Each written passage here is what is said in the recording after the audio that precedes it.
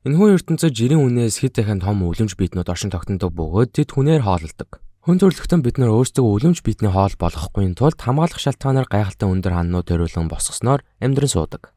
Өнөөдрийн бичлэгийг хэдүүлээ хэрвээ жинхэнэ амьдрал дээр Attack on Titan дотор байсан бол хамтдаа амьд үлдэх боломжтой байсан үгүйгээ таамаглацгаая.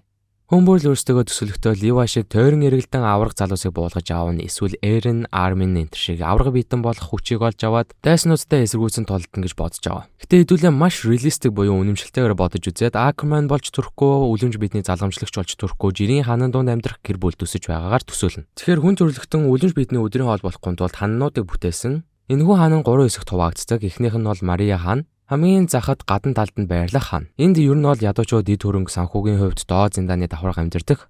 Хоёр дахь хаан нь болохоор Rose.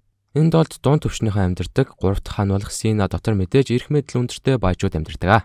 За сайхан тооцоолоод ярих гэвэл Мария хаан дотор байхад амьд үлдэх боломж нь 10-аас 20%.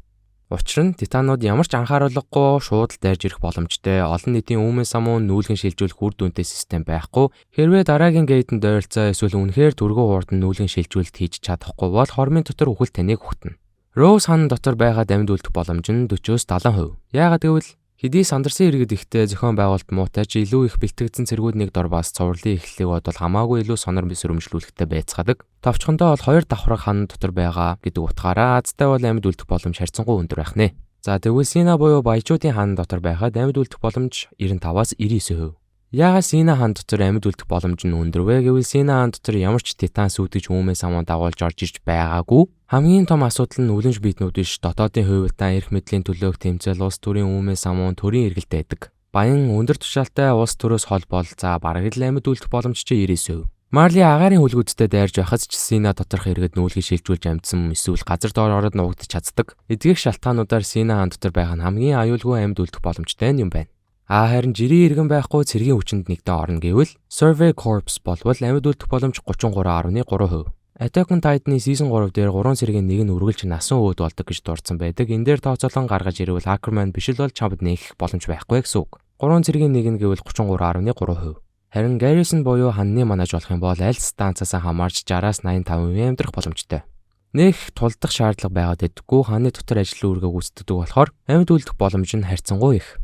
Хамгийн сүүлийн сонголт болох Military Police нь 90-99% амьдрах баталгаатай. Үндсэн үргэн дээд зиндааны ноёдууд болон баяжуудыг хамгаалах болохоор Sina буюу хамгийн хамгаалттай хаан дотор тийм ч их гүйцэтгэх үүрэг оройлтгүй болохоор хамгийн амьд үлдэх боломжтой зэрэг байх нэ.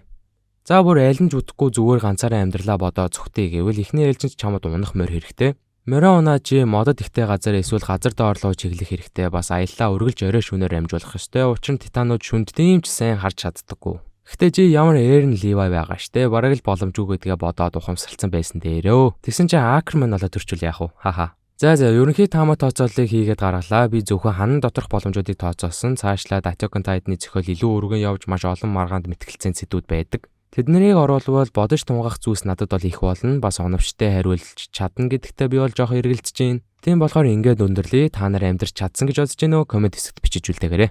Өнөөдрийн бичлэг таалагдсан бол мэдээж лайк болон subscribe тавьчаа дараагийнхаа бичлэгээр уулзтал түр баяртай.